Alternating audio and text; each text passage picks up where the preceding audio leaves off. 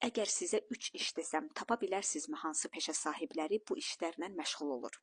Təsəvvür edin ki, Jalə bir şirkətdə alıcıların istifadəsi üçün veb-saytların yenidən qurulmasına üçün daha rahat yolların tapılmasına, aşkar edilməsinə baxır. Sizcə Jalənin peşəsi nədir?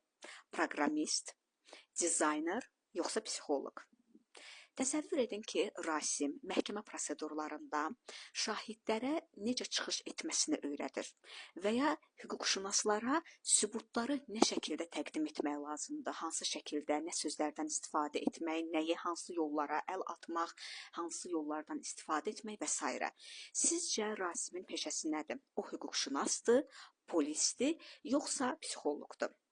Daha sonra Məmməd. Təsəvvür edin ki, Məmməd zoopark şəraitində nəsli tükənməkdə olan pandaların çoxalması üçün pandaları öyrənir. Pandaları yaxından tədrisi ilə məşğuldur.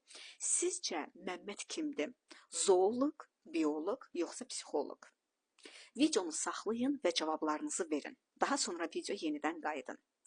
Çox güman ki, siz dediniz ki, Jalə yəqin ki, ya proqramistdir, ya qrafik dizaynerdir və yaxud da ki, Məmməd hüquqşünas, zooloqdur, Rasim isə hüquqşünasdır və yaxud da ki, bəlkə bir polis işçisidir. Amma hər üç peşə ilə məşğul olan insanlar psixoloqlardır. Dünyada psixologiya çox geniş bir elmdir və onun çoxlu sahələri var və sadaladığım işlərlə də məhz psixoloqlar məşğul olur.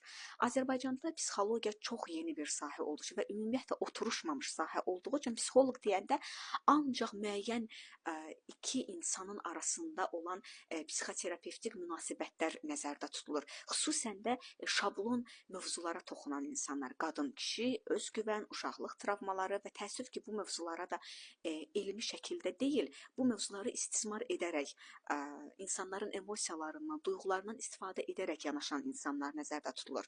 Amma dünyada psixologiya elmi çox geniş bir sahədir və onun müxtəlif sahələri var. Neyropsixologiya, bioloji psixologiya, daha sonra ədədiyyə, bəlkə Azərbaycan dilində düzgün tərcümə etmirəm, amma onların hər birinin ingilis dilində bir qarşılığı var. Belə.